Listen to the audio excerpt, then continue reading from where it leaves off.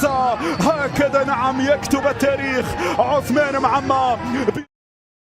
فضلا وليس أمرا ادعمونا بلايك للفيديو واشتراك بالقناة.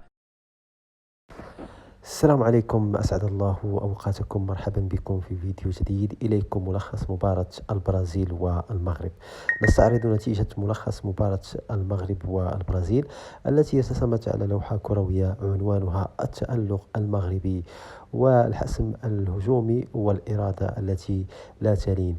نتيجة وملخص مباراة المغرب والبرازيل: حسم المنتخب المغربي اللقاء بنتيجة 2-1 أمام البرازيل في مباراة بدأت بتكافؤ هجومي، لكن بروز الحارس المغربي يانيس كان فارقا خلال الشوط الأول بعد أن تصدى ل3 فرص محققة وحرم البرازيل من التقدم. ورغم احتساب ركلة جزاء للبرازيل في الدقيقة 34، أعاد حكم الفيديو المساعد الفار ليلغي القرار ليبقى التعادل مسيطرا حتى الاستراحة.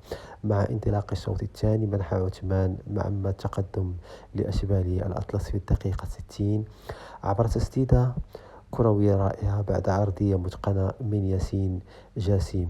ولم يكتف الأخير بذلك، بل صنع الهدف الثاني في الدقيقة 76 حيث مرر كرة دقيقة إلى ياسير زبير الذي أودع الشباك ليضاعف النتيجة ويضع المغرب في موقف مريح.